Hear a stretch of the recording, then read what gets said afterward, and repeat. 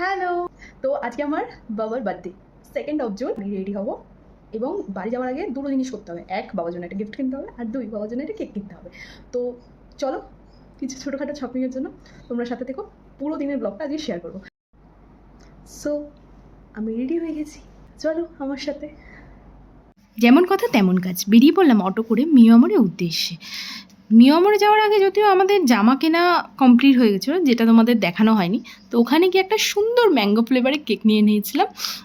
চলো বাড়ি গিয়ে দেখাচ্ছি। চলো, শপিং ডান, জামা আর কেক কেনা হয়ে গেছে। বাড়িতে আজ ছিল আমাদের খাবার নিমন্ত্রণ। যেহেতু বাবার জন্মদিন, তাই বাবাকে আগে সাজিয়ে গুছিয়ে খেতে বসিয়ে দিয়েছে। আর অন্য ঘরে আমি চলে গেছিলাম কেক কাটার প্রিপারেশনটা স্টার্ট করতে। আমার বাবা কিন্তু জন্মদিন পালন করতে খুব ভালোবাসে। আমার মা কিন্তু পুরোই অপোজিট বাবার। হয়তো আমার ভেতরে যে জন্মদিনের ক্যারাপোকাটা চাপে, সেটা হয়তো আমি বাবার থেকেই পেয়েছি। যাই হোক, দেখতেই পাচ্ছ বাবার মুখের হাসিটা কত সুন্দর লাগছে। এভাবে যেন আমার জীবনের প্রতিটি বছর আমি বাবার জন্মদিন পালন করে যেতে পারি। কেকের যে ফার্স্ট বাইটটা এখন কিন্তু জামাই পায়, মেয়ে আগে পেত যদিও, কিন্তু সেসব এখন অতীত। মজা করছি, এতে কিন্তু আমার বিন্দু মাত্র কষ্ট হয় না।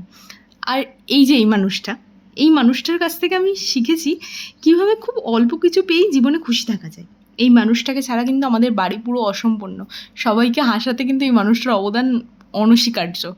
তো এভাবেই আমাদের সেদিনের দিনটা কাটলো সবার সাথে। সেদিন সব কিছু হওয়ার পর আমরা দুজনে বসে পড়েছিলাম খেতে। আর বোনকে বলছিলাম, বল বল কী রান্না হয়েছে, কিন্তু আমার বোন বলতে পারছে না। যাই হোক, তো সব শেষ হয়ে গেল।